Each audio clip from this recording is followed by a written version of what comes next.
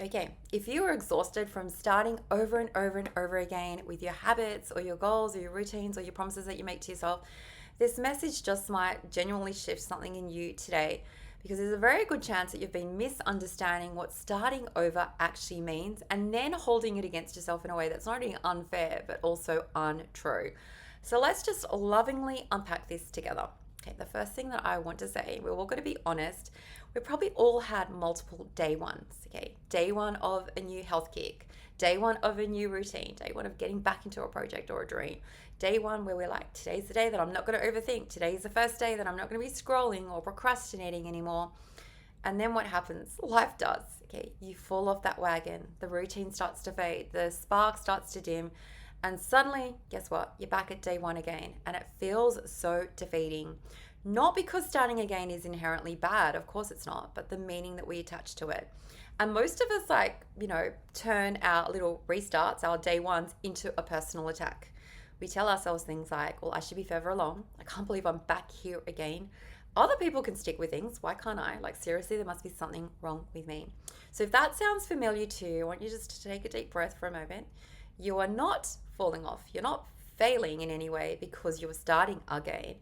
It just is proof that you're still in the game. Okay, every time you're willing to begin again, it is proof that you are still in the game, and that is a massive difference. So I want to share with you a reframe that is literally going to change everything.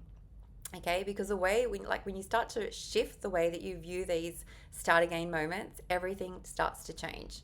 Because what if starting again wasn't actually a setback, but proof of your resilience? Anyone can start like when it's exciting or convenient or new, but starting again after a disappointment, after a setback, after self-doubt, that actually takes courage. Now, restarting again doesn't mean that you're weak. Okay, what it actually means is that you have not yet given up on yourself.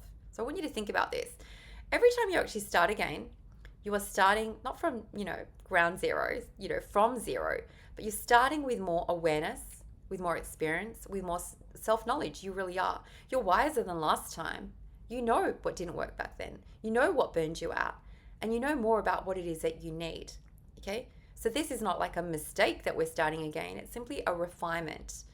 So, why do we fall off in the first place? It's not a lack of willpower, in case you're wondering. That's what most people assume. We fall off, if we call it the metaphorical wagon, because the approach simply wasn't sustainable for our real life. Okay, it might work for someone else, but for our life, for our real energy, for our season that we're in, okay, it just wasn't sustainable.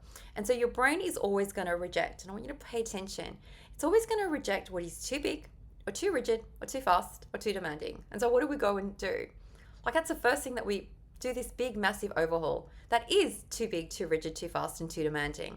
And so what we do is we treat a change as if it has to be a massive sprint as opposed to a low, long, leisurely walk.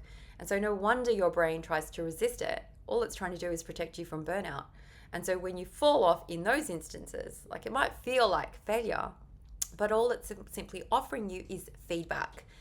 Feedback, that the way that you were trying to go about change wasn't a match for your capacity at this time. Okay, so I'm going to offer you now a very gentle shift that is going to create lasting change in you. Because if you are tired of stopping and starting, here's a mindset shift that is literally going to make your life feel so much more steady.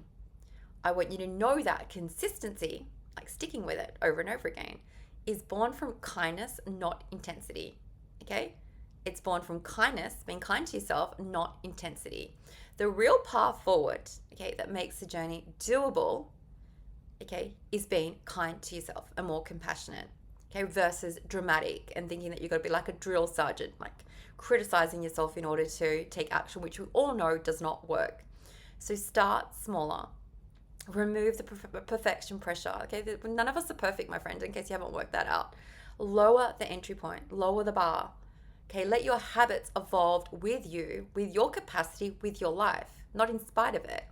Because when you begin to instigate change like this that feels very safe, very kind, very humane, okay, you no longer find that you need those big, massive restarts, okay, because you set more realistic little baby steps.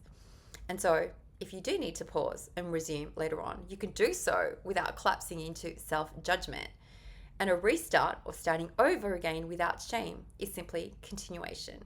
So this week, okay, instead of saying, well, I'm starting over again, just try saying, I'm continuing, but with more wisdom this time. Just giving it another go with more wisdom this time. In case you haven't worked out, language shapes identity and identity shapes your behavior. And so when you speak to yourself in this way, I'm just growing older and wiser, and I'm going to be starting again with compassion.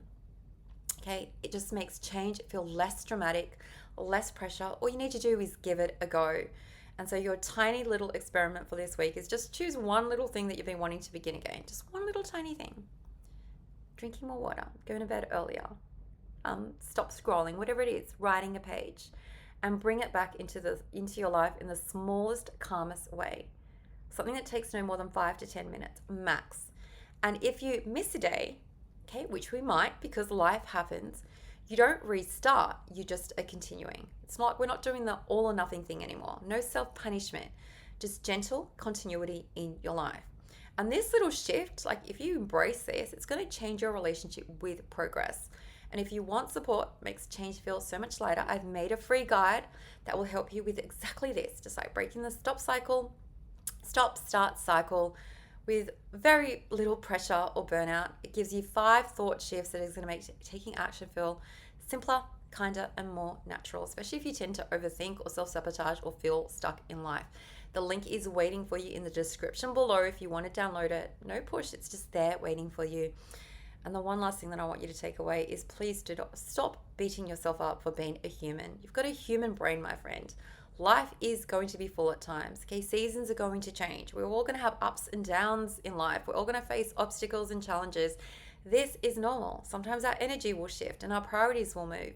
But none of this means that we have failed. Okay, if you are starting again, it means that you still actually believe that something better is possible for you. And that actually makes you brave and courageous.